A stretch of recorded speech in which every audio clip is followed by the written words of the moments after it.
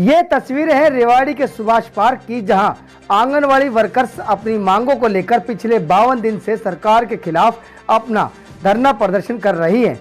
लेकिन इन्हीं मांगों को लेकर जब विगत 26 जनवरी को रेवाड़ी पहुंची महिला एवं बाल विकास मंत्री कमलेश डांडा से मिलने रेस्ट हाउस पहुंची, तो इनका आरोप है कि वहां पहले से मौजूद कोसली के विधायक लक्ष्मण सिंह यादव ने मंत्री महोदय से पूरी बात तक करने नहीं दी, जिसके चलते गुस्साए आंगनवाड़ी वर्कर्स ने आज कोसली विधायक लक्ष्मण सिंह यादव का पुतला फूंक कर उनकी शव यात्रा निकाली और चेतावनी दी कि जल्द ही विधायक के खिलाफ पर्चे छपवाकर गांव-गांव चिपकाए जाएंगे और फरवरी माह में उनके खिलाफ महापंचायत भी की जाएगी। इस मौके पर अनहोनी की दृष्टि से प्रशासनिक अमला भी भारी पुलिस मात्रा में मौजूद रहा।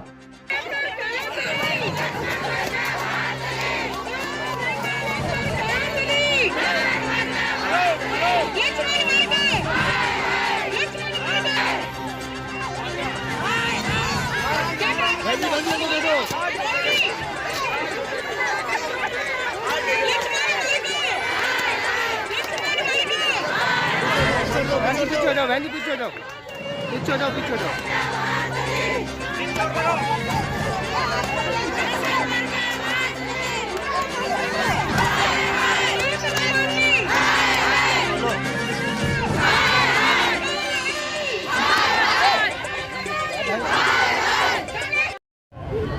मैं तारा देवी जिला रेवाड़ी की आंगनवाड़ी की प्रधान होने के नाते आपको बताना चाहती हूँ कि हमने 52 दिन होली अपने धरने पे बैठे। हमारे जो लोकल विधायक लक्ष्मण जी हैं उनके पास हम अपनी हिमायत लेकर गए थे। प्रशासन से परमिशन लेकर हम अपनी बाल विकास मंत्री से मिलने गए थे। वहाँ हमें जाकर उन्होंने बजाय हमारी हिमायत करने के हमारी बात काटी। उससे हमारी बहनों में बहुत ज़्यादा रोष है, क्योंकि ये 52 दिन से धरने पे बैठी है। ये तो आप लोग भी देख लो, इतनी बारिश में ठंड में यहाँ बैठी है। तो उनके पास अपना कुछ लेकर गई थी तो उन्होंने बीच में टांग अड़ाई। उससे हमारी बहनों में बहुत ज़्यादा रोष है। जब तक वो अपनी बात की माफ़ी नहीं मांगेंगे, जब तक हमारी बहनों का गुस्सा शांत नहीं होगा। 26 जनवरी को माननीय मंत्री महोदय हमारे यहाँ आई थी, श्रीमती कमलेश डांडा, और हमने प्रशासन से ये अपील की थी कि हमको हमारी वो मंत्री है उनको हम ज्ञापन देना चाहेंगे। प्रशासन ने हमारी अपील को गंभीरता से लिया और कमलेश डांडा से हमको टाइम दिलाया और कमलेश डांडा ने कहा कि मैं आंगनबाड़ी डेलीगेट से बात करूंगी। तो हम ज्ञापन लेने के लिए गए रेस्ट हाउस के अंदर, तो हमने अपना ज्ञापन सबमिट किया और हमारी बातचीत उनके साथ चल रही थी और बड़ी शालीनता के साथ मंत्री महोदय हमसे बातचीत कर रही थी एक एक मांग के ऊपर। तो मंत्री महोदय ने कहा कि आपका प्रतिनिधिमंडल मुख्यमंत्री से मिला था 29/12 को और आप लोग सहमत थे। मैंने कहा नहीं, वो प्रतिनिधिमंडल में हम नहीं थे। तो लक्ष्मण सिंह उठे और तेज आवाज़ में कहा कि इनका ये प्रतिनिधिमंडल था और ये मैडम हॉल इनसे बात। मैंने बड़े बहुत ही अपील ढंग से कहा कि आप लोकल विधायक हो, आपसे तो हमारी बातचीत यहाँ होती रहती है। आज तो हम मंत्री महोदय से मिलने के लिए आए हैं, आप हमारी बात इनसे होने दो। परंतु वो इस बात को भी नहीं माने और वो कुछ ऐसे रहे।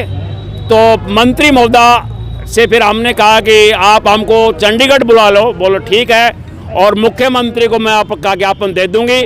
हम थी कि मंत्री महोदय जी शालीनता के साथ हमारी खड़ी होकर एक बात के ऊपर चर्चा कर रही है। हमने कहा कि आपने 1 लाख रुपया और 50,000 रुपया वर्कर हेल्पर को रिटायरमेंट पर देने का योजना बनाई है, ये बहुत कम है। आप बंगाल में, पश्चिम बंगाल में 3 लाख रुपया है, तो 1,65,000 साल की नौकरी के बाद 1 लाख रुपये का क्या औचित्य रहेगा जो 65 साल आपकी नौकरी करेगा महकमे की। तो आप इसको डबल कर दो। तो वो कन्विंस ही लग रही थी बातचीत के दौरान, और 50,000 रुपया है उसको 1 लाख कर दो, या दोनों का आप इकट्ठा कर दो। एक्सीडेंट क्लेम में आपने 2 लाख किया है मैडम, तो आप 2 लाख के बजाय आप इसको ज़्यादा कर दो। 2 लाख का कोई औचित्य नहीं है, हर रोज़ कोई एक्सीडेंट से मरता भी नहीं है। कारण इनका बताओ, इनका चर्चा क्यों? तो फिर इन्होंने क्या हुआ, इन्होंने उस बात को आगे बढ़ने नहीं दिया विधायक महोदय ने।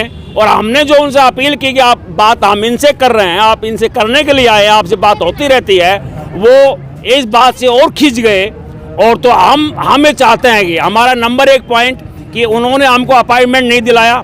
नंबर 2, उनका एक क्षेत्राधिकार से बाहर की बात थी। जब एक डेलीगेशन मंत्री से बात कर रहा है उसको चुप रहना चाहिए था। और अगर वो सच्चे जनप्रतिनिधि है तो उनको ये कहना चाहिए था कि मैंने भी इनका ज्ञापन लिया था और मंत्री महोदय जी ये मेरे जिला की बहनें हैं, अगर कुछ हो सकता है तो इनकी मांगों के ऊपर आप विचार करो। उनका बेटा यहाँ ज्ञापन लेने के लिए आया था और उसने ये कहा था, पापा जी ने ये कहा है कि आपकी मांगों की मैं पैरवी करूँगा, परंतु ये पैरवी करी, वहाँ वो उल्टा बोल रहे हैं।